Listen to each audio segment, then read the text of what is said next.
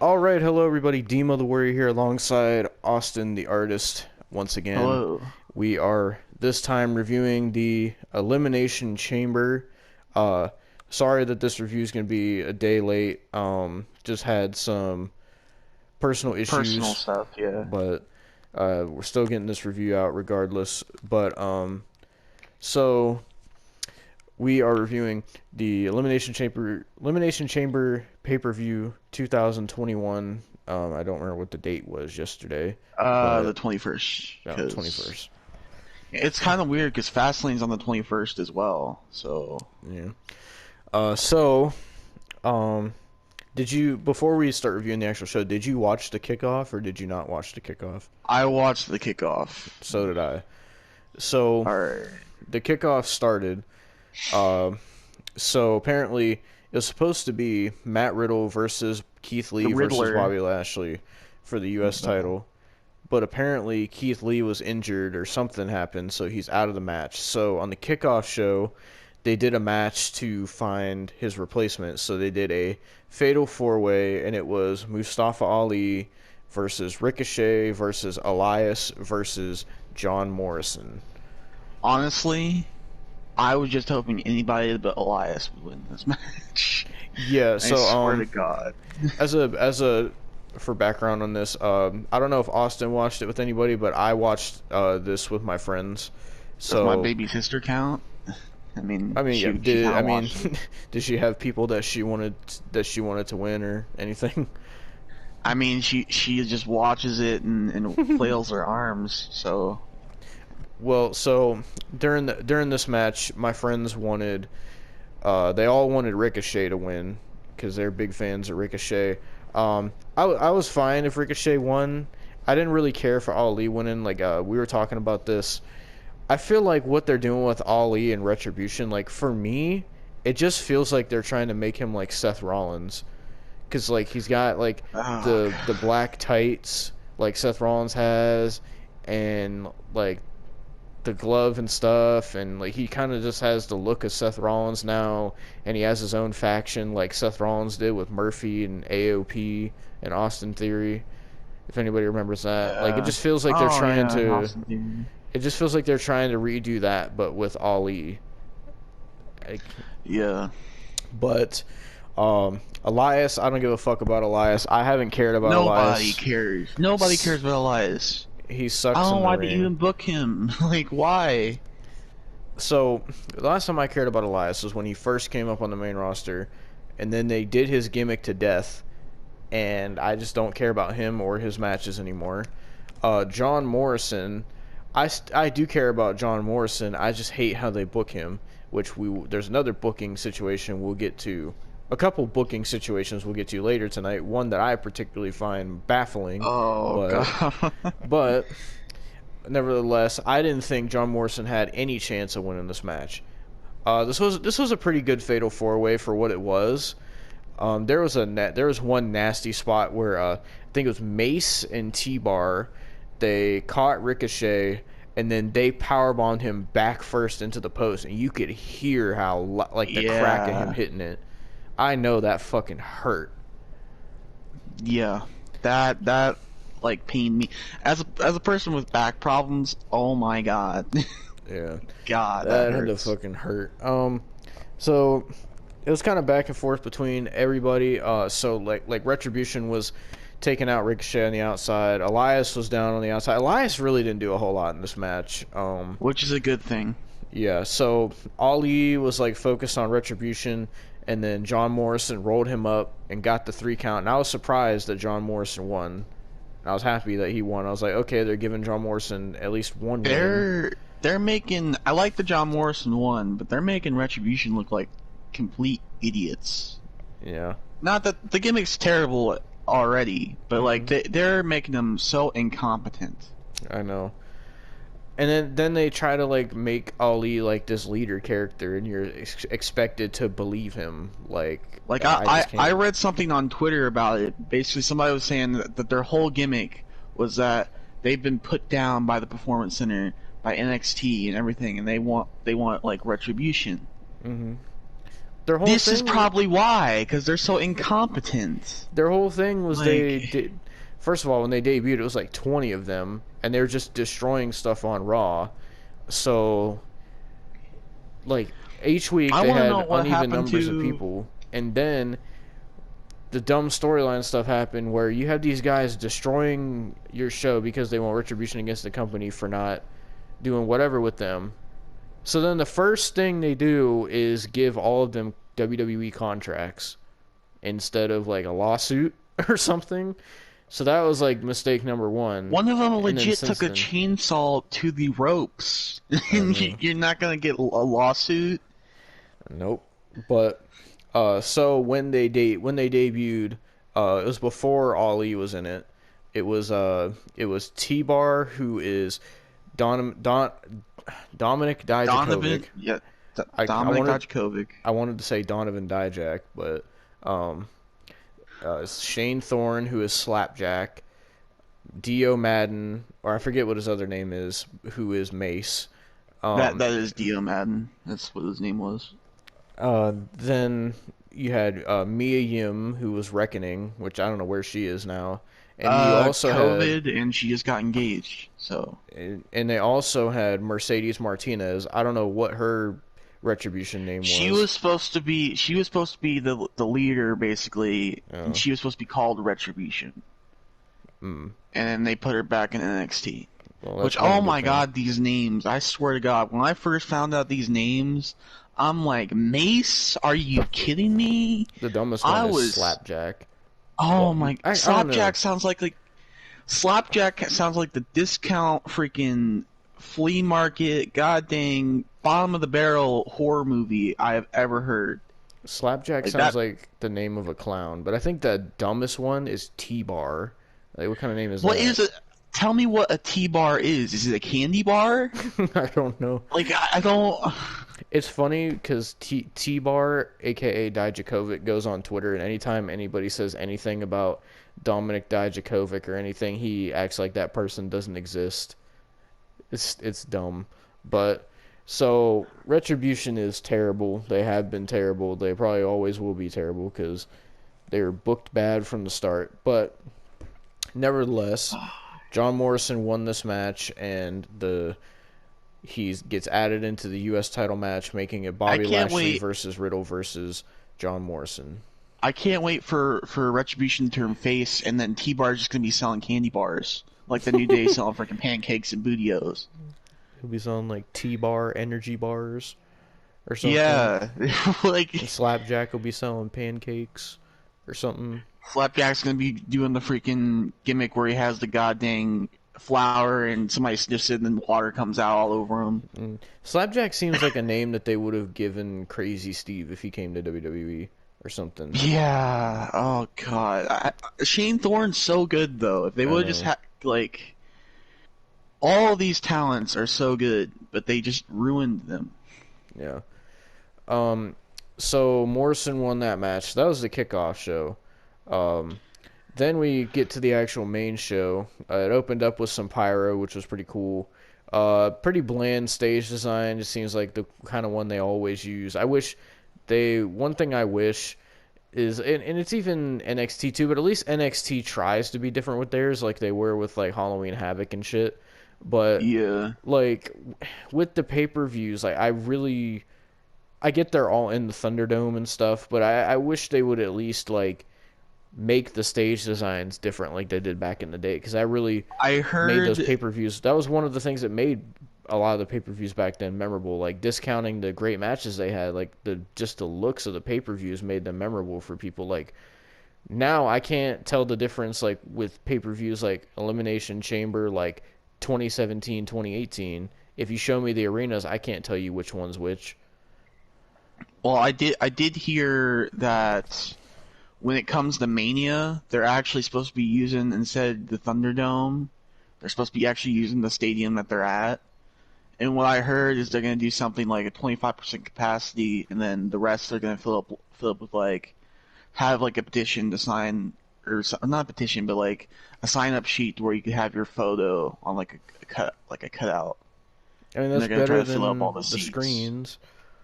That's what I heard. They're gonna try to do something like the Super Bowl, Yeah. I guess.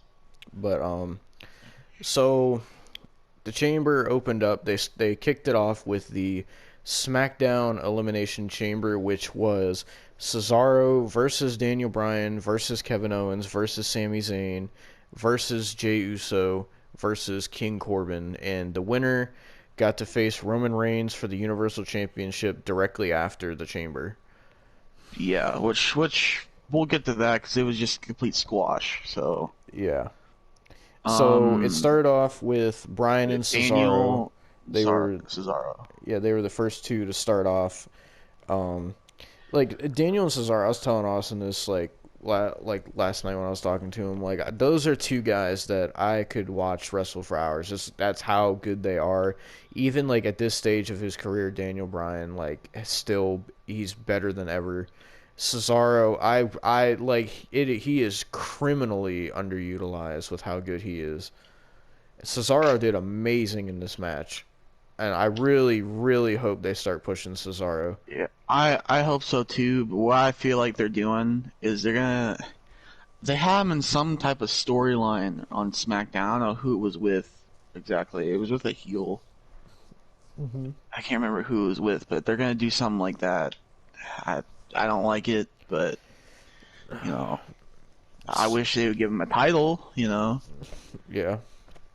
I mean, even for Christ's sake, even the Intercontinental title, like even that, give it to him. Yeah. Give him something.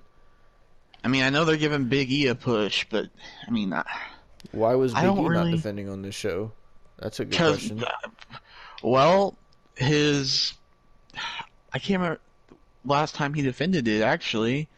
No, I he think the defended it last, against Apollo Crews. yeah, fucking Who wants to how, see Apollo Crews? you're gonna Man? tell me that Apollo Crews deserves to get an Intercontinental Championship match, but a guy like Cesaro doesn't get anything. And Apollo Crews is a face, so it's not like they couldn't do Cesaro and Big E. And speaking of, I really in this match I felt like something was missing, and I couldn't think of it. But then it popped into my head. Where is Shinsuke Nakamura? I don't know where Shinsuke is. I Because honestly I don't know. figured he would have been involved with this since he was involved with every single one of these guys in the Gauntlet match for the Universal title, and he was technically the winner of it at first. So I thought Shinsuke would be in this match instead of like Sami Zayn or Corbin. Yeah, I mean they could have took out Corbin. I would have kept Sami Zayn because he had some funny parts in this match where I actually enjoyed him. Yeah. But like, I don't. Corbin was just like a throwaway. I swear they put King Corbin in everything. I'm tired of King Corbin. Nobody Yeah. likes King Corbin. The only thing he can do is the deep six. Yeah, the Deep Six and maybe an End of Days, but he doesn't even Yeah. do the End of Days really no more. I know. And I just, Like, I was watching this whole match. I'm like, yeah, these guys are all contenders, but I really was like, where is Shinsuke? Because I thought he was like important in this situation. Shinsuke has held every title except for the world title. He deserves the world title. Same with Morrison. He deserves the United States title if apparently they're counting the ECW championship. Same with Cesaro. He deserves a world title. Those three deserve to be Grand Slam champions, Yeah. in my opinion. So Cesaro and Bryan had a good back and forth, as they always do, because they're great wrestlers. Corey Graves actually said something about Cesaro. I think it was on his podcast or something. I just saw the quote of it. He was talking about Cesaro, and he said there's a great thing about Cesaro, but it's also an unfortunate thing. He said Cesaro is the best. He said Cesaro is the greatest wrestler in the world. He's an amazing wrestler. He's the best wrestler, but that's also his problem because, like Corey Graves was explaining, he was like, he's the best wrestler, but that's the only thing he has, and he doesn't have like a personality or a character outside of that, which is true. because they've never really given him a chance to show any type of character. Because every time they do show Cesaro, it's just like, oh, like, look at how athletic this dude is. Look at how strong this dude is. Look at how good at wrestling this dude is. But he's never Yeah. done many promos or, like, had a chance to develop any sort of character. The only time I think I remember him having some sort of character was either in the bar Yeah. or when he was like the United States champion, like in his first run. Yeah. Which that wasn't really character. It was mainly just like he could speak all these languages and he's Swiss, so he's not good. Yeah. Boo the Swiss. So, Corbin was the first man to be released from the pod.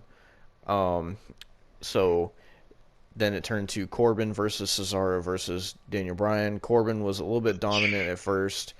Was throwing Cesaro around, throwing Bryan around, getting his shit in, basically. Then Cesaro and Bryan started fighting back. And then, I mean, there wasn't really much to detail there because it's King Corbin.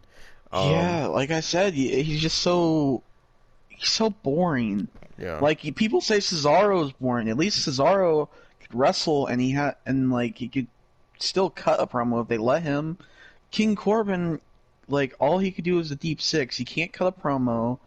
He can't freaking like he can get heat, but the only reason he can get heat is because he's so boring Yeah. and like irritating to see on screen because we don't like Corbin. Yeah. So the fourth man to come out was Sami Zayn, and Sami Zayn did the classic like cowardly heel, like it's his turn to come out, but he shut the door so Corbin couldn't get him, and he said he wasn't coming out.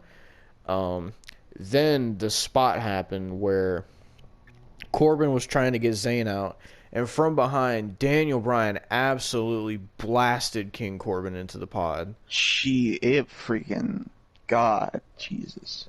Yeah, and then I didn't know this at first, but apparently the pods have a door on each side. I didn't know that because then Cesaro opens the door on the other side of Sami Zayn's pod, and Sami Zayn doesn't realize he's standing behind him. Which Sami Zayn had all the funny moments in this match. So then Sami Zayn turned around and got all scared, which was funny, and then Cesaro started beating him up. He wasn't really beating him up. He was just ragdolling him like in the freaking chamber pod. Yeah. Oh God. And then Sammy finally goes up to where he's climbing the cell, or not the cell, but like the chamber. Yeah. And Cesaro follows him and then kicks him down. Yeah, so he had him in this position where like Sami Zayn was like hanging off, and Cesaro was like putting his foot on him. So I'm sitting there thinking, this man's about to like, when Sami Zayn lets go, he's about to like do like a double stomp on his chest from there down to the floor. That's what I was thinking. But then Sami Zayn falls, and I'm like, okay, maybe Cesaro's going to do a stomp from there or something, but that's not what happened. He starts doing pull-ups, Yeah. which is impressive, and then he gets down slowly, and Corbin catches him. So... Yeah, so then the next person to come out was Kevin Owens. Yes. So as soon as Kevin Owens comes out, Sami Zayn starts talking to him, and he say, hey, those other guys are not like us, and me and you, we have a history together. We're best friends, remember? We've been through so much together. Let me and you team up against them, just like old and times. before Kevin came out, King Corbin got eliminated. Oh yeah, that's true. How did he get eliminated again? I don't remember. I think it was like a sharpshooter or a cloverleaf. Oh by yeah, Cesaro. yeah. He tapped out to Cesaro. That's right. Which I was surprised he tapped out. I didn't think Cesaro was going to eliminate somebody with a sharpshooter, but yeah. Nevertheless, King Corbin got eliminated. Thank goodness. And so he was the first one gone. Then Kevin Owens came out, and then Sami Zayn was talking to him, saying all that stuff. And then they acted like they're going to team up. Then Kevin Owens starts beating the snot out of Sami Zayn. And in his Kevin Owens' entrance, like he was like after Jey Uso. He was like talking crap to Jey Uso in his pod, and then Kevin Owens starts beating up everybody in the match. He he does a cannonball to Daniel Bryan in one corner, Cesaro in another corner, and then finally Sami Zayn in the other corner. And And Sami Zayn gets up so then and after hits a right half and half. okay, so right before that, once he did that, Kevin Owens like got up and he walked over to Jey Uso's pod, and he was like talking trash to him. He was like, you see this? This is gonna be you when you get out, basically. And then, like you said, Sami Zayn got up, hit a half and half. And then I think it was Cesaro with something on Sammy. I can't remember what he hit on Sammy. I don't remember either. I think it was an uppercut, and then Daniel hit a knee plus on Cesaro, and then Daniel got a pop-up powerbomb from Kevin Owens, and they're all down. Yeah. That's what happened. Freaking my friends were saying, cause so a joke happened where like after all that happened, once they all were like laid out, like Brandon's PS4 got a notification, and my friends started joking around, and they're like that was some perfect timing shit, and they're like that seemed like some shit where it's like achievement unlocked, Spot Fest or something like that. But so then after that, um, I'm trying to remember. I think what, did Sammy get out next? Because I know how Kevin got out. I think it was Sammy that got out next. I think it was a stunner to Sammy that got him out. Yeah. And then finally, the last man in the match, Jey Uso, comes out, and he goes after everybody. Then him and Kevin target each other, and then Jey Uso like gets So the door was open because Sami Zayn left. So Kevin Owens was by the door, and he had his arm outside the door. So Jey Uso slams the chamber wall, crushing Kevin's like upper arm and shoulder in the door. I imagine it Yeah. had to be painful. And then he started super kicking Kevin over and over and over and over and over while he was stuck in the door. Then he gets Kevin, puts him in the ring, super kicks him again, then hits a Uso splash, and then Kevin Owens is eliminated by Jey Uso. Yeah. So So then after that, we're down the to Bryan, Cesaro, and Jey Uso at this point. yeah, and Cesaro. Cesaro takes Jey Uso and does a swing on the chamber like fence. Yeah.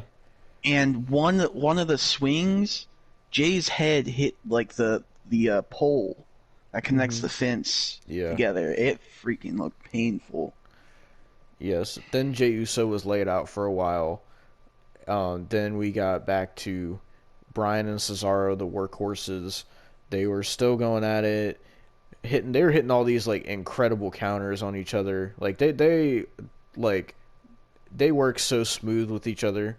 I don't know if they wrestled in Ring of Honor back in the day when they were Bryan Um, Danielson and Claudio whatever, I but they feel seem like like they they knew each other did. so well. I feel like they did as the American Dragon and Claudio Castagnoli or whatever his Yeah. name was. So they go at it for a while. There's some false finishes between the two of them. Daniel Bryan hit some yes kicks. He kicked Cesaro's head off, but Cesaro didn't stay down. It was crazy. And then I think Cesaro did like this one cradle move where like Daniel Bryan's neck landed on his knee or something, and all my friends were like cringing at it. Um, Yeah, then Jey Uso gets back up. He's all of a hits a sudden super back in kick it. Yeah, I think on he Cesaro. yeah, super kicks Cesaro, and then I think didn't he Uso splash Cesaro too? Yeah, he Uso splashed not on the pod this time, but he did the Uso splash on just the turnbuckle. Yeah, Um, and then Cesaro was eliminated, which I and was then I was disappointed, but I was like, I mean, at least yeah, Bryan's still in it. So then it came down to the and then final two, Jey Uso and Daniel Bryan. Daniel, he got Daniel down, I think with another super kick, and went all the way Hmm. on top of the pod, like the chamber pod, and tried to do an Uso splash from the chamber pod, but Bryan got the knees up, hits a knee plus 1, 2, 3. Bryan wins. Yep, Daniel Bryan wins the chamber, so they start lifting the chamber. Daniel Bryan's like dead at this point from starting the match and winning it. So then he can't even walk, basically. So then as soon as it's over and they lift the chamber, Roman Reigns' music hits, and Roman Reigns comes out with Paul Heyman, and they're saying that they're doing the Universal title match right now. So, I mean, Roman looks like a beast coming down to the ring. He gets in the ring, and Daniel Bryan can, like, barely even pull himself up. He's holding on to the ropes, but he finally is able to get to his feet. They ring the bell, and Roman runs for a spear on Daniel Bryan, but Bryan catches him in a yes lock, and Roman, I knew he wasn't going to tap, but they made you believe, oh, Roman could tap here, he could tap. Like, imagine they were saying, like, they referenced him winning at Mania 30, and they're like, Daniel Bryan can pull off another miracle here tonight. And he had him in the yes lock. Roman was able to get out of it, and then Roman Reigns got pissed. He started beating the shit out of Daniel Bryan. Like, he was full-blown forearming him in the head. I was like Brock Lesnar forearms. Yeah, he mounted Daniel Bryan, and he just started laying him in. I was like, Jesus Christ. And then he gets Daniel Bryan in a guillotine, and then Bryan passes out, and Roman Reigns retains the Universal Championship. But, you want to tell him what happened next, Austin? Okay, so next was Bad Bunny, which I think you're going to want to talk about. That wasn't what I meant. So, after Roman hits the guillotine, he's holding the Universal title. Then Roman Reigns... yeah, I forgot. Yep. Edge comes out and spears Roman out of nowhere. His spear was nasty, too. Yeah, and he says that he wants Roman for Mania. So, I mean, it's spear versus spear at Mania. Yeah, for some reason they said Edge had to make his decision tonight, but Bianca Belair didn't have to make her decision tonight. I found that weird, but... I feel like she's going to make her decision around, like, Fastlane. Probably, yeah. But, so, Edge points at the WrestleMania sign, pretty much making his decision. And so after that was the Bad Bunny segment, if you want to talk about that, because I was just so happy during this segment. I was filled with joy. So, Demo did not like this segment. He freaking Austin hated did. it. He was No, I did not. I didn't like this segment at all. I don't like Bad Bunny. I can't understand him half the time. But they were all praising it because he showed up on SNL. Mm-hmm. The the 24/7 championship. Like, that's an accomplishment at this point. Yeah, and that's what they were doing. They were like promoting it because that's what they want. That's why he's there, because of the mainstream attention. Because they were showing how he was in like sports magazines and whatever Today shows and this and that. Like, oh, big music artist Bad Bunny becomes 24/7 champion, this and that. And Bad Bunny's on SNL with the 24/7 title. And that's what WWE wants with that. That's why he's there. At least we could say this. It's not Snooki again. Like, at least we're not dealing with Snooki. We're dealing with somebody bad, but we're not dealing with Snooki, okay? So... But that's all I could think from this. It's stupid, but I hate it, but it's not Snooki. So, for some reason... Bad Bunny was backstage with the 24/7 title talking to Sonya Deville, who is now Adam Pearce's assistant, basically the GM of Smackdown, but they just haven't officially gave them the title, but it's basically GM. So she's talking to Bad Bunny, and she was like, just anytime you want to talk about anything, just come to my office and whatever. And then The Miz walks up, and The Miz was saying that at the Rumble... he was hoping that they would have had a better musical performance, and he was like, for instance, I wish they would have rather let me and Morrison do our the Hey Hey Ho Ho song they made, and then him and Bad Bunny started getting into it. So Miz shoves Bad Bunny slaps Miz, and then the Miz turns around to hit Bad Bunny, and then all of a sudden Damian Priest is standing there. I'm like, why are they doing this to Damian Priest? Like, Damian Priest doesn't deserve this. Why are they doing this to Damian Priest? Like, why? How you gonna have this dude come up to the main roster and his first thing he does is now he's cool with Bad Bunny? Like, what? Why? Why? It makes him look so dumb. Now he has like some weird like braid thing in his hair too. I don't know what that's about. It looks dumb. I don't know. I mean, his whole gimmick is he's like a party animal or whatever. I don't know. When he won the North American Championship, he had like girls all on him, and it was in a hot tub and stuff. I don't know. So People think said like his gimmick was like a horny vampire. That's how people described it. I don't know. Like his first vignettes when he came on the NXT, he was always partying. Like I said, his celebration for the North American title was just him partying with like 5 different girls in a hot tub. Well, now he can party with like tens and hundreds of girls in a hot tub with Bad Bunny now. So that's great. I guess. I don't freaking know. Since Bad Bunny is such an amazing artist, I don't know how people like his music, but that's besides the point. We're not here to talk about Bad Bunny's music. He's 24/7 champion, and I was like, please, in this segment, can R-Truth win the title back? Please? Nope. Because he's going to hold it going into nowhere Mania. to be seen. I mean, at least it's the 24/7 title and not like they gave him like the U.S. title or something, because then I would have been mad. Which I want to talk about this triple threat. We're getting to it. We are getting which to is it. Next, actually. So after Damian Priest walks up, the Miz backs down, and then Damian Priest and Bad Bunny start talking, and then they walk away. That's the end of that segment. Well, next is the Riddler taking on Bobby Lashley, who's the United States champion at that time, and John Morrison. My boy Joe. Yeah. So, or as Corey Graves says, Johnny Drip Drip. God. So this match was okay. It was mainly Bobby Lashley being dominant. Yeah. The Riddler and freaking Morrison was actually teaming up for a bit to take down Bobby Lashley. Mm-hmm. And it kind of worked because after that happened, the Riddler basically destroyed Morrison in his Evil Knievel get up and won the title. He hit him with so Bobby Lashley had Morrison in the Hurt Lock, I guess they're calling it, and Matt Riddle comes in with MVP's crutch. He whipped Bobby Lashley in the back with that crutch and snapped it in half. I imagine that fucking hurt like a bitch. Yeah. And so Bobby Lashley goes to the outside because of course he's in pain from that. So then Morrison gets up, and then Matt Riddle hits him with the Bro Derek and wins the United States Championship before Bobby Lashley can get back in the ring. Just wish he would have used my concept art, which is going to be in the thumbnail of the attire. Yeah. Why did you go Evil Knievel? You got the Riddler right there. My friends were saying he wore red, white, and blue gear because he knew he was winning the title.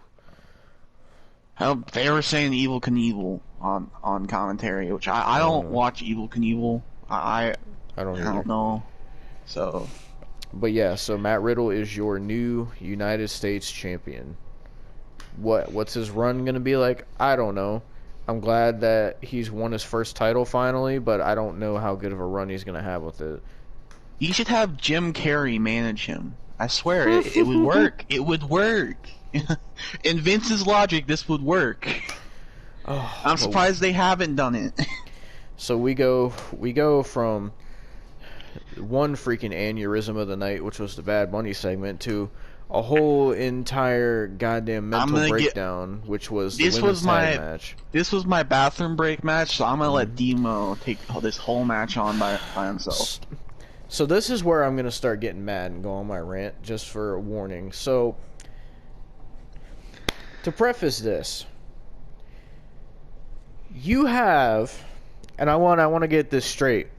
You have Dakota Kai and Raquel Gonzalez win an entire fucking Dusty Classic tournament to get a shot at these worthless titles, right? They don't even get their title shot on the pay-per-view. They're getting their title shot Wednesday on NXT. That's number one. So number two, they have those women go through an entire tournament to get a shot at these titles, right? Right? So all of a sudden, Sasha Banks and Bianca Belair team up for no reason. They're not a team. They all of a sudden beat Nia Jax and Shayna Baszler. Automatic title shot for a team that's not even a team that's going to be facing at WrestleMania. They get a Most title likely. shot at the pay-per-view, but the two people who had to go through an entire fucking tournament to actually earn a title shot have to get it on NXT. That's number one. That was absolutely made no sense. Number two, Nia Jax. So, Nia Jax and Shayna Baszler come out first. Nia Jax looks like goddamn fucking Big Weld from the Robots movie when she was wearing this fucking silver that she was wearing. My friend Howard was saying she smelled like a fish tank. It looked like she was wearing seahorses on her attire. She looked like a fucking Lapras from Pokemon. Oh Fucking- my god. So her and Shayna comes out. Shayna's white gear did look pretty sick. I like Shayna's gear. But Nia Jax just looked like a goddamn. She looked like a fucking. She looked like a goddamn fucking hoagie inside of a wrapped in aluminum foil. That's what she looked like. God. So she comes out, and then they're standing there trying to look all tough, and then freaking Bianca Belair comes out, and then so after that they have a before Bianca comes out, they have a backstage interview with Bianca Belair and Sasha Banks, and they're asking Bianca Belair about the women's tag team title match and about how who's she gonna how she's teaming up with one of the women that she could face at WrestleMania for the title, and what she thought about that. And then before either one of them could say anything, Reginald walks up. I guess he's not with Carmella anymore. I don't freaking know. I guess Carmella is just not on TV anymore, thank God. I guess she's just back to sucking Corey Graves' cock, so good on that. I don't want to see her get in a women's title match ever again, but She'll get one at Mania, because it's just, don't worry. probably, and then probably my brain will probably explode. But so Reginald, so they replayed the stupid shit like 3 times from SmackDown, where it was Sasha Banks, Bianca Belair, and Reginald versus Nia Jax, Shayna Baszler, and Bayley. And well, Bayley's doing nothing now. Bayley's worthless right now. So I Reginald remember when she pins was the Nia longest Jax. reigning You're SmackDown Women's Champion. This is making me mad, so we'll get to it because my hand's shaking right now. So we'll get to it. So they show God. Reginald pinning Nia Jax on SmackDown. So that's how they were able to get this title opportunity. So then Reginald says, "I'll have the finest bottle of wine prepared for you after you win this match." I need to ask this. What? Reginald pinned her. Wouldn't Reginald just have a partner with him and then go for the titles? I couldn't tell you, and because I mean, it makes less sense I'm later. not- Oh, you're I'm gonna not a you're gonna guy for hear. intergender wrestling. I hate intergender wrestling. Just telling you that. But Reginald is the one that pinned her. He's not even a wrestler. I found out that apparently he's one of the best freaking Cirque du Soleil performers in the world, apparently.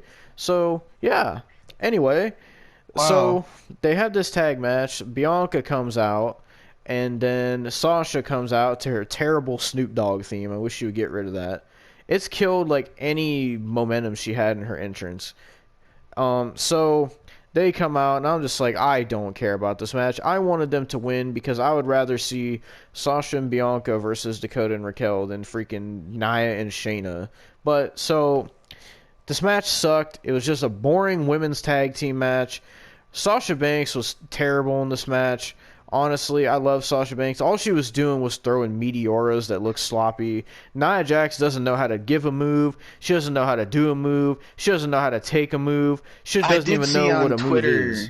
I did see on Twitter when I was just doing stuff around the house and stuff like that while this match was going on, that Nia did botch something. I can't remember what she was. I couldn't even tell what she was trying to go for, but she botched it.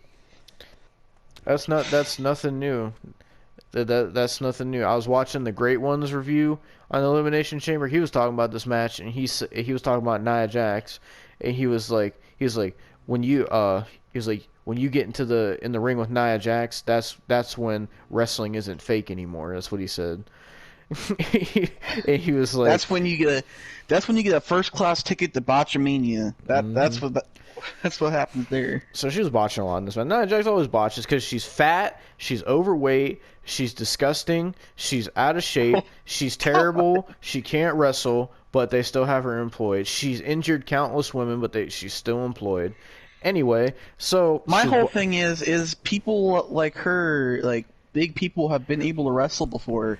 Like take Vader, he's one of the biggest men wrestling, but that wrestled.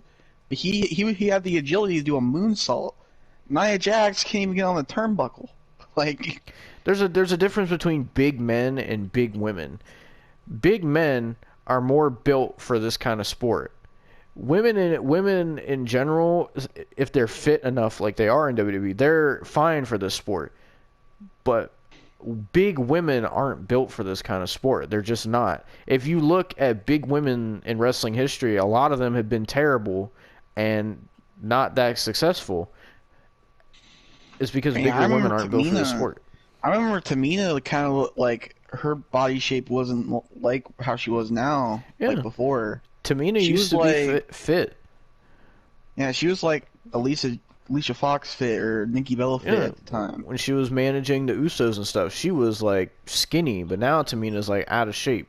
But I feel like Tamina let herself go, to be honest. Nia Jax let herself go. So,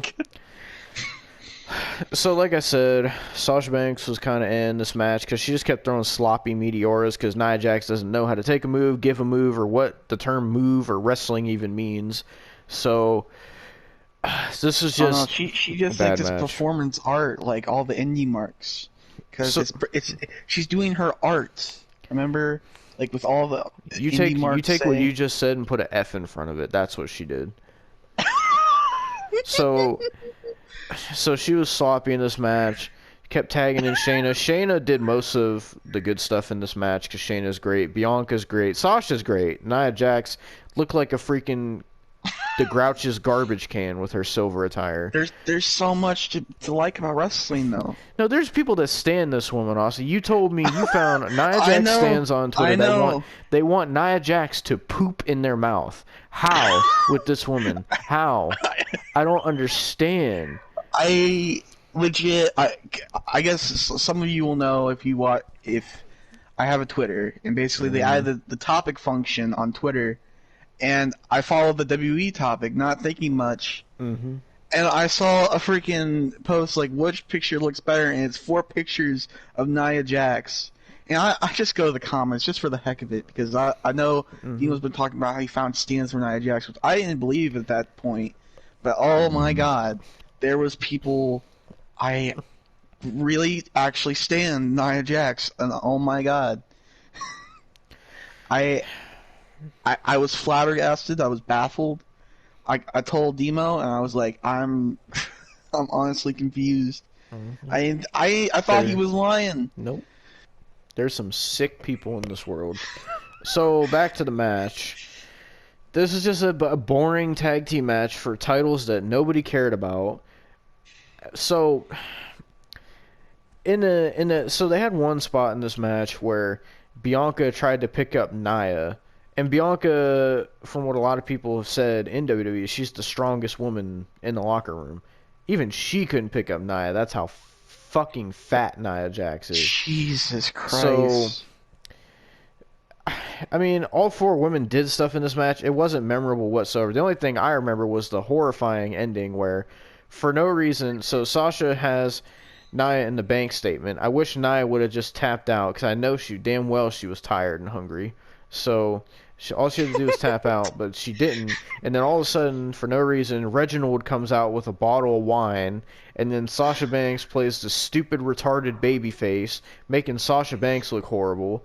So then she's distracted by Reginald, and then freaking Nia Jax hits a horrible-looking Samoan drop on Sasha Banks, pins the SmackDown Women's Champion clean, 1, 2, 3. I sat back in my chair with my mouth agape. Because, why? You're telling me Reginald can pin Nia Jax, but Sasha Banks can't? You're telling me that Reginald can get a pin on Nia Jax, but Sasha Banks eats a pin to Nia Jax. You're telling me you're gonna make your SmackDown Women's Champion, the #1 woman in WWE right now, you're gonna make her take a pin from Nia fucking Jax with a shitty ass Samoan drop that looked like she doesn't even look like she does a Samoan drop. It looks like her fucking knees and her back give out, and then she just hits like a fucking whale splash. She looks like when one of those fucking fat ass people fall out of their mobility scooter. And it's God. Like, and so she pins Sasha, and I'm just sitting there like, why? You made Sasha look so bad in this match. Like, they made Bianca look fine, but they made Sasha look so bad in this match. And she ate the pin. Why wouldn't you have Bianca eat the pin? Why wouldn't you have just Reginald cause a DQ? Why would you have Sasha Banks eat a pin going into WrestleMania? You don't do that to your women's champion. I know you're saying something serious, but when you said Nia Jax was tired and hungry, all I could think of is a Snickers commercial. If they made this, like, because they're getting produced by Snickers at Mania, if they made like a Nia Jax Snicker commercial, it's like a platter. A king size wouldn't even be big enough. No, I'm saying like an actual platter that's going up to like the ceiling. God, fucking. I can't stop thinking about it now. This match was horrible. Nia Jax is horrible in everything and anything that she fucking does. I swear to God, if Dakota Kai and Raquel do not win these tag titles, as Austin says, I'm gonna blow a gasket. I don't understand why they still have these tag team titles around. I don't get it. I don't get it.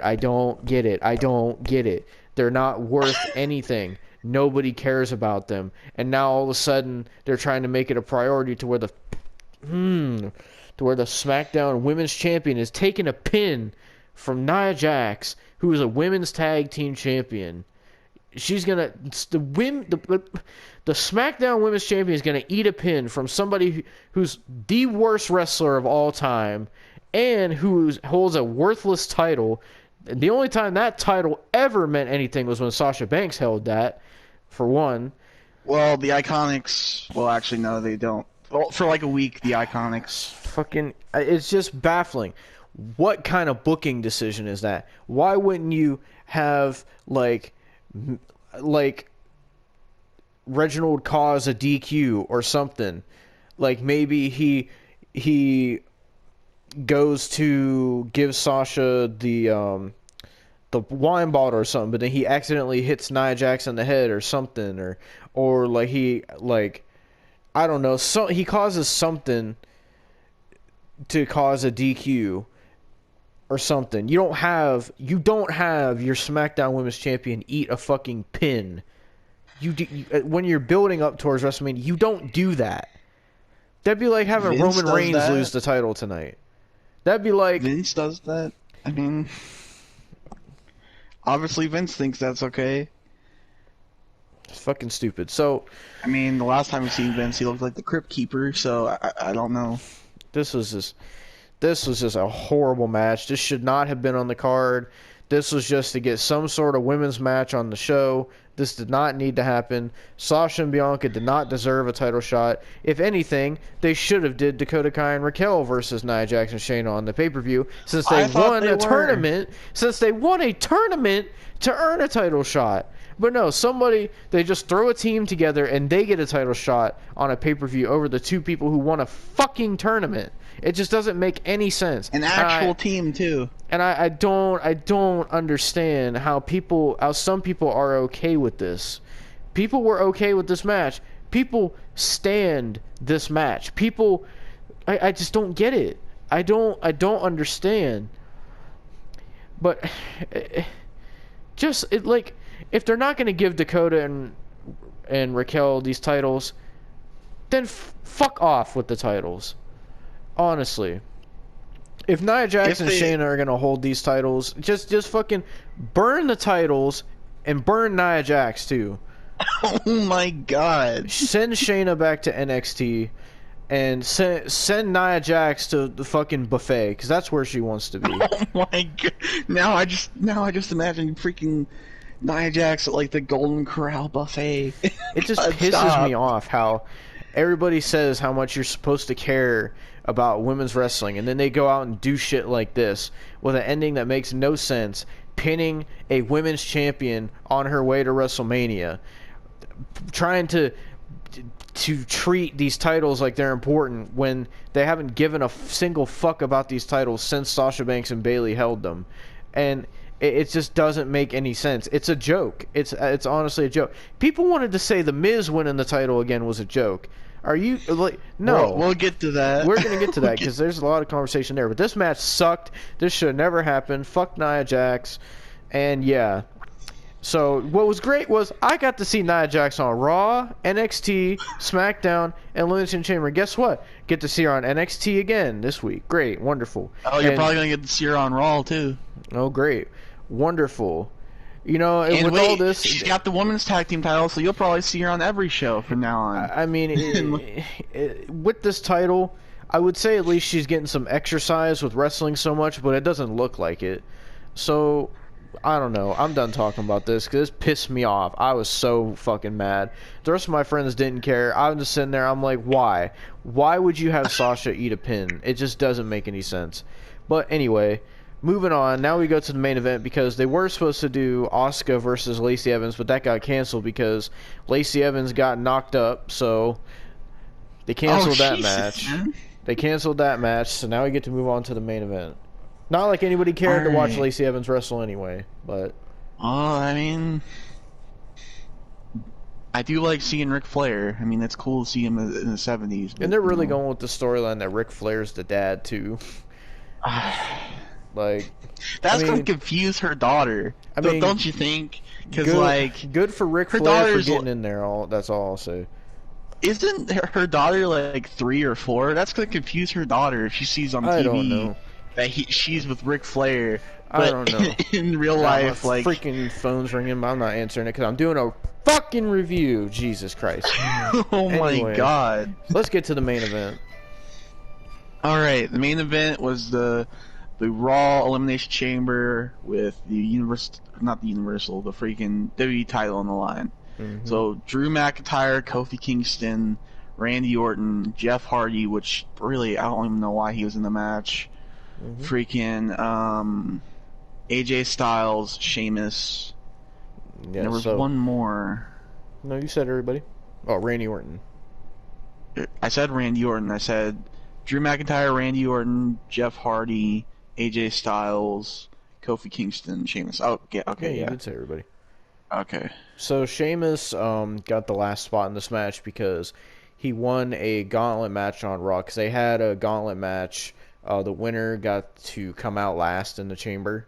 Like, they get to come out last out of the pod. So Sheamus won. So the people who were in the pods was Drew McIntyre, Sheamus, Kofi Kingston, and AJ Styles. And the people who started off the match, of course, as soon as I seen everybody in the pods, I said, great. Great. So guess who's number one in this match? Guess who's Jeff Hardy. Jeff Hardy. Jeff Hardy was number Randy one. Orton. I said, great, wonderful, great, wonderful. Have Jeff number one. You get to see another Jeff and Randy match, which I'm tired of. And freaking so, Randy beats the tar out of Jeff because Jeff just for some odd reason can't do anything nowadays. He took a couple of like edibles before. Couple. He's God. a couple. A couple of edibles before the match, so he was probably just wasn't freaking there. Freaking mentally. God. So Randy Orton. It was either Randy Orton or Drew. I can't remember who. They hit Jeff with a vicious like snap suplex on the floor. It looked vicious, but like so Randy and Jeff went. I would say back and forth, but it was mostly Jeff getting his ass kicked. So then they did their whole stupid twist of fate into the RKO spot, and then of course Kevin Dunn cut the camera because somebody's coming out. So then you could see when they cut the camera, Jeff pushed him out of the RKO, and they just stood there. So, so then the first person to come out was Kofi Kingston, right? Or was it I Drew? believe no, it was Drew. Yeah, it was Drew.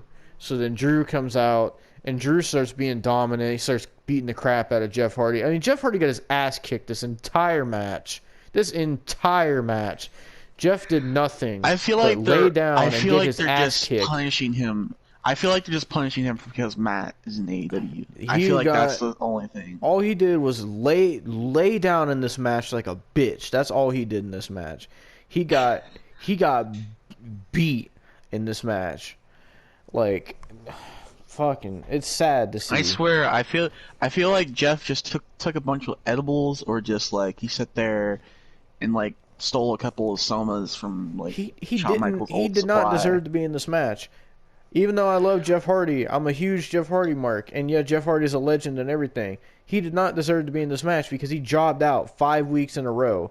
Then won one tag team match with Carlito, who, by the way, isn't in WWE anymore, for those curious. Yeah, I'm freaking mad about that because one thing that came out of the Royal Rumble that I actually like enjoyed, besides Bianca winning, nowhere to be found now. Freak you, WWE. Yeah, so how you does can bring back MVP, but you can't bring back Carlito, who's ripped and jacked. Feel like as jacked as freaking Brock Lesnar. Like, so freaking, I don't know how their contendership works, because Jeff jobbed out 5 weeks in a row. Was the first person eliminated in the Rumble. From what I heard, and then they beat Jackson, Riker, and Elias, and all of a sudden, Jeff's in the WWE title elimination chamber. From what I heard, it's like, the reason that they were that everybody was in the chamber for the Raw version was because of they were all former WWE champions, which makes no sense, because why was Cesaro in the chamber earlier, and why was I don't know. I mean, it's like, and the thing that looked weird was they're showing like all the promo packages, like everybody's title reigns were current, except Jeff Hardy's. His, like, the only footage they had of him was 2009, and I'm just like, well, the same thing with Miz when he was first in there. He was like 2011, but then he took himself out. Yeah, because they're showing before the match, everybody who's in the match, they're showing pictures of them as WWE champion. And you had everybody with the current title, then you have Jeff with the freaking spinner belt in 2009. And freaking, I was like, great, well, they're showing, hey, Jeff Hardy was champ, like, 12 years ago, but he was champ. So Jeff Hardy got the shit beat out of him in this match, like he always does, every single match. Yeah. So then Drew, he hit a belly-to-belly on Jeff at some point, I think, and he was taking it to Randy, but Randy hit the draping DDT to him. And I think he was going for the draping DDT on the outside, but then the camera cut again on Randy Orton's special move, so I don't know if he hit it. So then out next came Kofi Kingston. Which, we're actually going to talk about Kofi Kingston, because he eliminated Randy Orton. That's the first elimination in the match. He just rolled up Randy Orton 1, 2, 3, and I said, "What the fuck?" I thought Jeff was going to be the first one out. That was my prediction. No, he wasn't even the second one out either. Amazing. No, the second one out. Oh god. Second one out was freaking Kofi Kingston. Oh yeah, that's right. Kofi was the second one out. So Kofi just pinned Randy, like, just out of nowhere, and I thought, okay, well, they're going to do some, like, Fiend shit or something since Randy got eliminated. Nope, nothing. He just oddly got eliminated early for no reason, and then that was it. And then they'll Randy do it Orton sometime on Raw. I mean, he snapped it. He started RKOing everybody, but then he left. Yeah, Jeff Hardy got another RKO. So what happened during that, he RKO'd Kofi, RKO'd Jeff. I think he RKO'd Drew. Then... Yeah. As Randy Orton's walking out of the chamber, almost rips the back of AJ's pod off so AJ can get out. So then AJ runs around the chamber while Randy Orton's exiting, and then AJ just enters himself into the match instead of waiting. And then Adam Pearce goes and freaking ejects Omos. Yeah. Like, very aggressively. Like, Adam Pearce looked like he was about to snap somebody's neck. Yeah, and it's like I wouldn't be talking to Omos like that, because that dude... Dude could probably flick him in the on the shoulder and make him fly 6 feet. Yeah, like that's an Like, intimidating dude. Like, but he threw Omos out, so then AJ enters himself in the match. So now it's Jeff, Drew, Kofi, and AJ. Freaking, I'm trying to remember how Kofi got eliminated. freak. I feel like wasn't it a Claymore? I think To so, Kofi? but then um AJ tried to pin everybody and everybody kicked out. So then AJ was frustrated, and then I was about to I was about to all ask right. because that was So then Sheamus came out eventually. It was weird. Like Sheamus had his back turned to the action the whole time, and Sheamus was like in this weird zone. I don't know if you noticed that. And yeah. so then once he came out, he turned around and Sheamus came out. So at one point, Kofi got put on top of the pod somehow. I don't remember how. And then Kofi ended up sitting on top of the pod until he dove off. Yeah, that's right. That's right. Because like everybody was around each other, and then Kofi dove off the Yeah. pod. Yeah, and then it gets to the and then Kofi got eliminated with a Claymore, I think, or something. No, he got eliminated with a brogue kick by Sheamus. That's right. Oh, that's right. Okay. Yeah, so Sheamus eliminated Kofi, and then out of nowhere, fucking Jeff Hardy just starts Twist of Fate and everybody. He hits a Twist of Stunner, which looks terrible. Then he hits a Twist of Fate on Drew McIntyre, and Drew McIntyre didn't fall right. And then he hits a good Twist of Fate to AJ Styles. So then Jeff goes to the top of the pod and does the hand sign. I'm like, oh, he's doing a swanton. Takes his shirt off. Typical Jeff Hardy MO. Then all of a sudden, like, Sheamus and Drew are on the outside. And all of a sudden, Jeff Hardy turns around. I'm like, what the fuck is he doing? Then he does a Whisper in the Wind off the top of the pod to the outside onto Sheamus and Drew. Then he gets back in the ring because AJ Styles rolled all the way to the other side of the ring. So then Jeff Hardy goes for a swanton, nails it to AJ Styles, but doesn't get the pin on AJ Styles. Yep. So, and then Jeff eats a Claymore from Drew, and then Jeff Hardy's eliminated. Yeah. Then. I mean, he made it farther than I thought he was going to, but Yeah. Then Sheamus, Drew, and AJ start fighting basically through like for a good bit, and then finally AJ just hits a phenomenal forearm on the Sheamus. 1, 2, 3. Sheamus is out. Yep. So then it's But down then to AJ Styles. Go ahead. Yeah, it's down to Drew and Styles, and then AJ Styles goes for another phenomenal forearm. This time on Drew, and he gets a Claymore. He gets Claymore in mid-air, and it looked sick, dude. It looked great. And then Drew pinned AJ 1, 2, 3. Drew McIntyre retains the WWE Championship, but that wasn't it for tonight. Here comes Franklin the Turtle himself. Yep, they raised the chamber, and then they played Hayes Franklin, and Bobby Lashley comes out of nowhere and starts beating the snot out of Drew all around the ring. He's beating him up, and then throws him in the ring, and then like Drew McIntyre's just laid out, and then all of a sudden you hear the Miz's theme song. And earlier in the night, the Miz was backstage talking to MVP, so you knew the Miz was setting something up. So, also, I forgot to mention this on the kickoff. What? I don't know if you saw it, but Billie Kay freaking went to MVP and gave her resume. I guess I don't freaking know. That's because they had MVP actually. I think MVP actually considered it though, because he's like, "I'll take a look." So I don't freaking know. But so the Miz comes out, walks past Bobby Lashley. Bobby Lashley gives him kind of like a look, and then the Miz gets in the ring, and the Miz cashes in the Money in the Bank contract.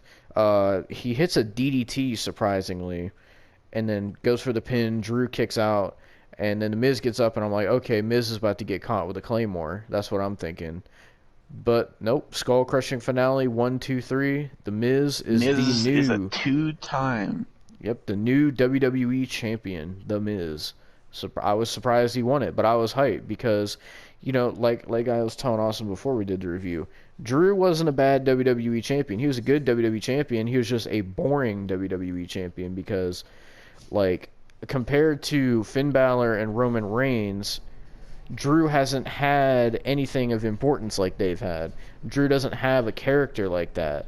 And the Yeah. rivals Drew has had, besides Randy Orton, like, Drew hasn't really had any great rivals or any kind of great storytelling with his title run. I mean, he fought Goldberg, for God's sake.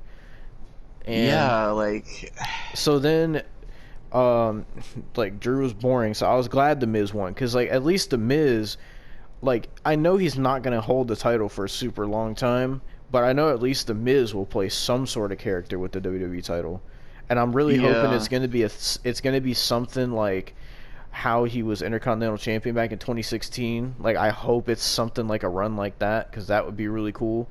And the WWE Hopefully. title needs something like that, because it is like the least important world title right now. And hopefully The Yeah, I Miz can mean, make it important. there is a sad thing with this though. Somebody did mention on Twitter. I looked. Drew never got to defend his title in a live on a with a live crowd. So that's kind of sad. Mhm.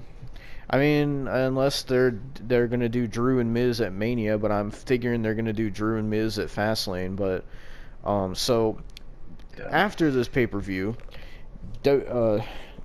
WWE posted a thing, like they posted and new WWE champion The Miz because he cashed in. So most of the comments, this was interesting. So like it's about half and half. A lot of people are upset that The Miz won and he doesn't deserve to be champion because of how he's been booked lately, which I understand that aspect of it because The Miz has been booked like shit. Him and Morrison have been I booked like mean, shit. But a point that the Great One made, which I didn't think about, is like you don't look at it as, oh, The Miz has been booked shittily lately, because it's not like The Miz came out there and looked strong or anything.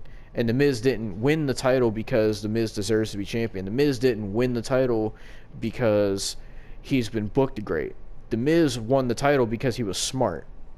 And that made a lot of sense to me when he said that. He was smart because he knew he had the money in the bank, and he knew, like, well, he was being book shitty, but he knew he had the money in the bank, so he was being smart. He got Bobby Lashley to attack Drew, and he won the title. So, I mean, there's not much to and be mad about there. and people being mad about this. Yeah, Think about it. doesn't make sense. This could have been Otis. Yeah, I'm This glad could have they been. took Otis out because that would have been terrible if it was Otis. Yeah. Like, So people who say that the Miz is bad, Otis would have been 100 times, 1,000, no, 10,000 times worse yeah, now than Otis the Miz is winning it. stuck in a team with Chad Gable on SmackDown. Which Chad Which Gable deserves is- better, but But yeah, so Miz is new WWE champion. Like, people were split on it. A lot of people were saying, like, they're like, thank God Drew was so boring, thank God. But then the other half was like, oh, Miz doesn't deserve it, this is terrible. And then of course you had the people saying, oh, instead of sitting here being mad about it, remember there is AEW on Wednesdays. And like that's I any hate- better. I mean, they're having an Yeah. exploding barbed wire death match at the pay-per-view. Yeah. They're I mean- literally doing like Demo was saying to me one day. They were literally doing Fire Pro. Yeah, I mean that the match that they're doing, the exploding barbed wire death match, that's literally pretty much the landmine death match in Fire Pro. Like, they are making it a real life thing. I'm like, why? Like, somebody's gonna get hurt, like, for real. That review is Like- gonna make me depressed. And it's like- I'm it's like- already calling it. It's like John Moxley's having a kid too. Why would he want to, like, put himself in that?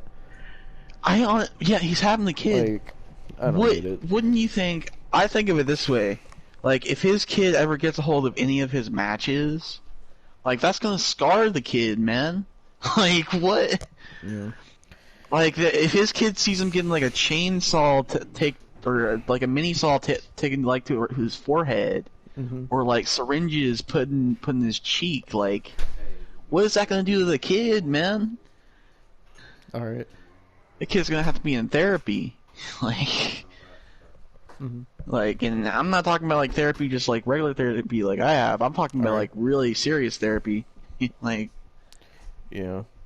But I'm happy the Miz is champion. It was I think it was a good ending to the pay per view. I know like some people are salty that he's the champion, and like I just don't really get it because like yeah, Drew was a good champion, but like I just think the Miz will because they have Edge and Roman going for Mania. Obviously, I don't know if Finn's gonna defend the title at Mania or not, but Finn's gonna have I something don't know. going with the whole Adam Cole thing.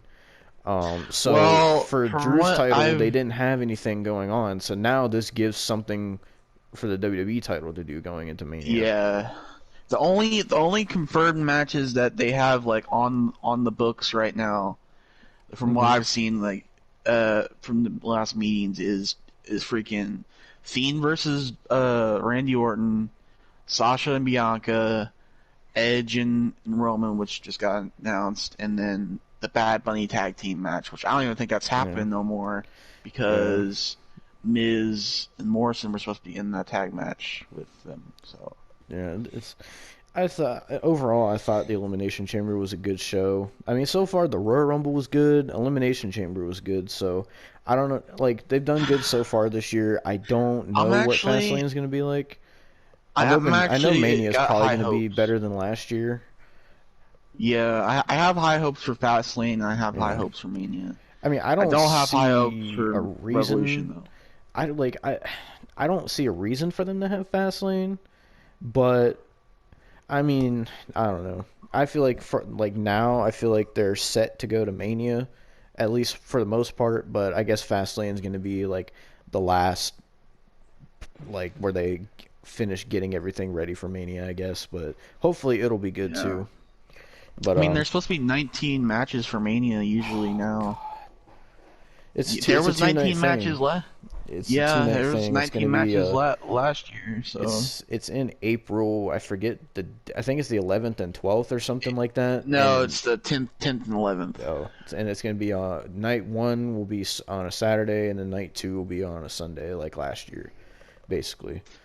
Yeah, But overall, the Elimination Chamber was a good show. it Um, was. yeah, good. I mean, good all around except the women's tag team match. That was god awful. But Oh both yeah, chamber matches delivered. Um, and the triple threat for the U.S. title was pretty decent too. I mean, I'd honestly say that the match on the kickoff, the women's tag match should have been on the kickoff, not the number one contenders match. we should probably say that Mania and Fastlane will actually be exclusively on Peacock now. Oh yeah, I forgot they announced that it's gonna be exclusively on Peacock. That's true. Yeah, at least for U.S. viewers. So you Yeah, people in other countries, you can still use the network, but it's yeah. on Peacock. I'm pretty The sure U.S. that for Peacock, if you already have a network subscription, I'm pretty sure it just carries over to Peacock. At least that's what my friends were saying. I'm freaking hoping because I don't want to pay. Well, I wouldn't be paying for it, but I don't want to have my Yeah. mom pay for another subscription service. Yeah. Like, So that was the Elimination Chamber for 2021. Overall, I'd say a good show, good pay per view, and it was short it was too. a yeah. This is I think the shortest one since maybe I would say the shortest pay per view since maybe you know, I think I think Backlash was kind of short to be honest. So you like So for me, the Rumble started at like 7 and went to like 11, but for Elimination Chamber, it started at 7 and only went till 9:30 for me. yeah, It was a it short show. I started at mean, 6 for me and only went it to probably would have 8:30. went till 10 if they still had the Oscar match, but that got canceled. So Yeah. and I do like how short it was, and the Great One said that as well. A lot of people said they did like how much shorter it was instead of having like a freaking. I mean, 4 hours is as long as I would go, but it did feel nice to have a little bit of a shorter pay per view for once. Yeah, well, I could tell you one thing: the manias aren't going to be short. Yeah. Freak, man. But yeah, that this was our review of the Elimination Chamber 2021. Our next review will be on AEW Revolution. I'm What gonna be. day? That's on the 7th, and I'm gonna 7th be of really March. depressed. I'm gonna be Yeah. really freaking depressed with that review. I'm telling you that. Like, You're God gonna dang hear it. freaking you thought Austin ranted about Goldberg. Just wait till he watches the exploding barbed wire death match. And they have Kenny Omega and Sting Jon wrestling Moxley. too. Sting is in his 60s. Who's Sting wrestling? It's Sting and Darby Allin versus Team Taz.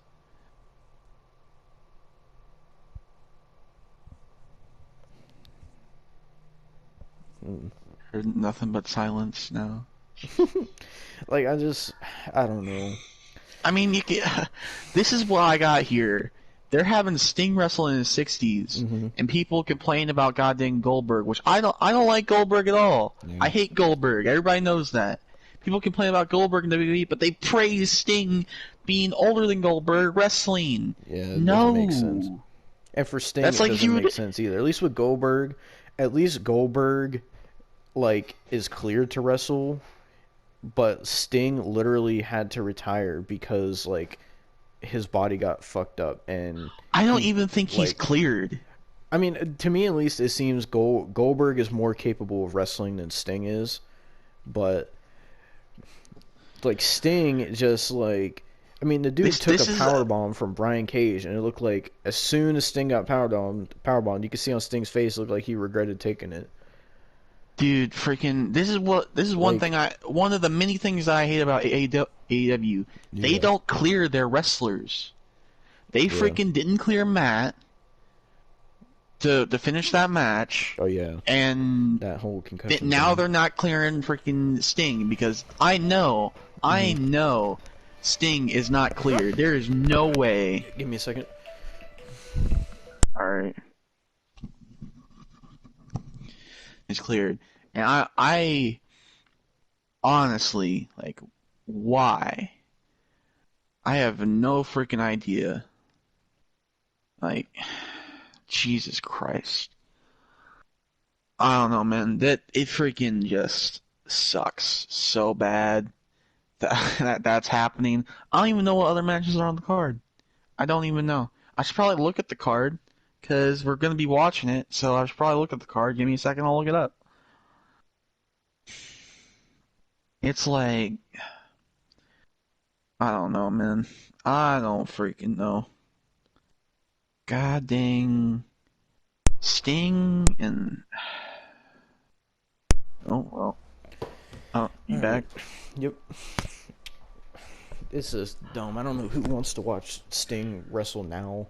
Well, I'm going through their card because I want to see what else they have on their card. It's probably garbage, but yeah,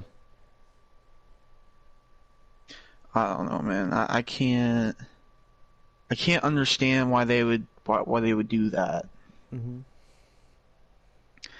All right, their card: AEW World Championship match, Kenny Omega versus Jon Moxley, exploding barbed wire death match. God awful. I hate that so much. I know you are. I am gonna hate it. I really am.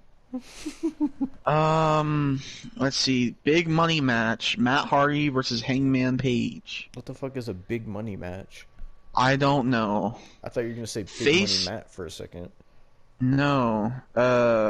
Face of the Revolution ladder match: Cody, Scorpio Sky, Pentagon, to be announced versus to be announced versus to be announced. Why? What do they come up with these names? Face of the Revolution. What? I don't freaking know. Street fight: Ricky Starks and Brian Cage versus Darby Allin and Sting. Oh god. AEW Tag Team Championship match: the Young Bucks versus Chris Jericho and MJF. And then the AEW Women's Championship match: Hikaru Shida versus tournament winner. Oh, and by the way, speaking of that tournament, Nia Jax injured, so she can't be in the tournament. Freaking Christ, dude. I saw that earlier. It said Nia Jax injured. I'm like, well, that's another person out of the tournament, so... Like, well... And they had Riho beat Serena Deeb. Freak you. AEW's just going in... They're just going the way Austin wants it booked. No, they are not going the way I want it booked. They're going the worst way that nobody wants to book, but the goddamn indie marks that sit in their basement, watch the old PWG matches, and freaking eat their popcorn with freaking goddamn Dr. Pepper cans every freaking where. But that'll be the next show that we're gonna cover on here. God dang it, dude. next we're doing AEW Revolution, and then after that we're gonna do Fastlane, Fastlane, and then and WrestleMania, then yeah. and then Rebellion. I was playing. No. Alright, well, that was the review for the Chamber. Look out in the next, whenever, on March 7th or whatever you said, March 9th, March 7th. for AEW Revolution. But until then, we'll see you guys next time. Now I'm mad. God.